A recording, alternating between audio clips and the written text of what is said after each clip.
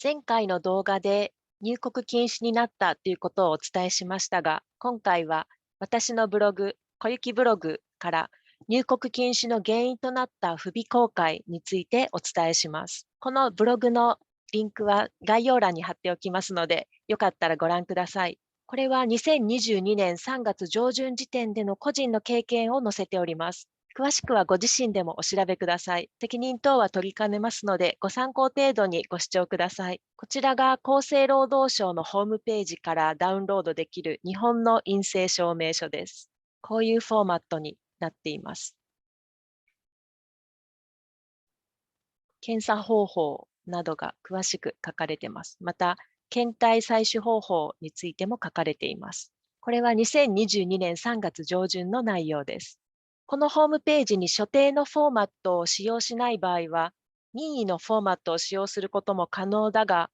検査証明書へ記載されるべき内容が満たされている必要があります。と書いてあります。私の場合は、この検査証明書へ記載されている内容が満たされている任意のフォーマットを使ってしまいました。最初に私はイギリスの政府公認の大手クリニックで検査を受けました。不安だったので、この陰性証明書、日本の陰性証明書の PDF をクリニックに事前にメールで見せ、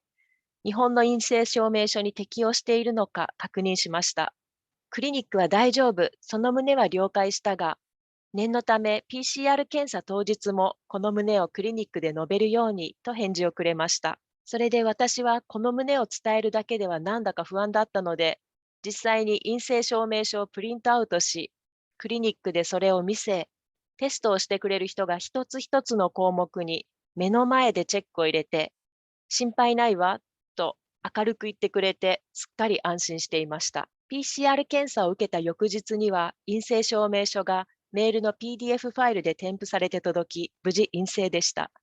私はほっとしてそれをプリントアウトし、出国に備えました。イギリスのニューキャッスル空港で出国する際、その陰性証明書で全く問題なくスムーズに出国し、飛行機に搭乗しました。その後、ウクライナ情勢の影響で、もともと予約していた便がキャンセルになり、変更されたので、アムステルダム空港で深夜12時間待機し、パリ空港へ向かう乗り換えの手続きも、その陰性証明書でスムーズに手続きできました。やはり信頼できるクリニックで陰性証明書を取ってよかったな、などと考えていました。そして、ウクライナ情勢によりロシアを回避して飛んだことから、飛行時間が非常に長めとなりましたが、無事、関西国際空港に到着しました。一人旅だったので日本に着きさえすれば安心だと、まず最初の陰性証明書を見せる手続きに向かいました。他の乗客が1分足らずでどんどん次の手続きに向かう中、私の順番が来て、堂々と陰性証明書を見せました。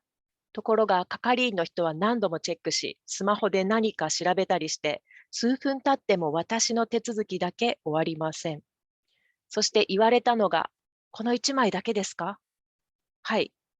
他に何かございませんか？特にないですけど、恐れ入りますが、入国できません。長旅の疲れと相まってその言葉が信じられず頭の中で反芻していました。ここでその時不備となった陰性証明書をお見せします。個人情報などは書けないのですが、その陰性証明書には COVID-19 result でネガティブ、陰性で、テストセンターの施設と住所が書かれていました。国名はイギリスで、証明書、発行者の名前も書かれていました。で、連絡先も書かれています。一番下にプロフェッサーのサインもありました。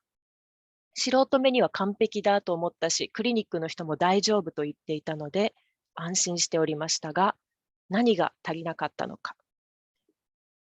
イギリスで発行された陰性証明書は、イギリスでもオランダでも問題なく使用できました。私の場合は留学生や駐在員やイギリスの会社で働いていたわけではなく、すべて不安だったので、もう2ヶ月、3ヶ月前から自分ですべて調べてやっておりました。見た目もすべて条件が整っているように見えました。その陰性証明書の何が不備だったかというと、一つ目、何の検査か詳細が書かれていないということ。二つ目、検査を行った場所の名前がないということ。これはちゃんと自分でもすればよかったんですが、私の証明書には RT-PCR テストとありますが、その採取検体が抜けていたようです。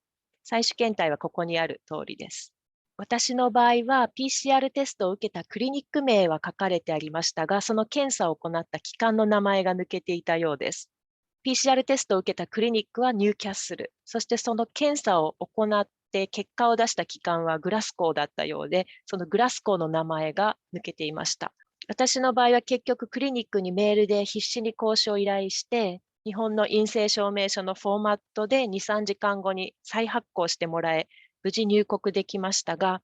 こういうケースは稀だと客室乗務員の人は言っていました。ヨーロッパのクリニックはそれを否定したり無視したりするっていうことも多いそうです。私が感じたのは、日本の公式の陰性証明書と全く同じ内容の任意の証明書を発行してもらうのは、かなり難易度が高いと感じました。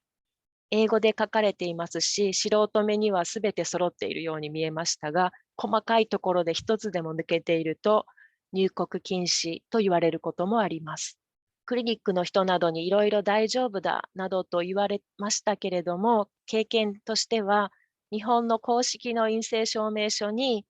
書き込んでもらうのが一番まだ安心だと思いました。以上となります。ご視聴ありがとうございました。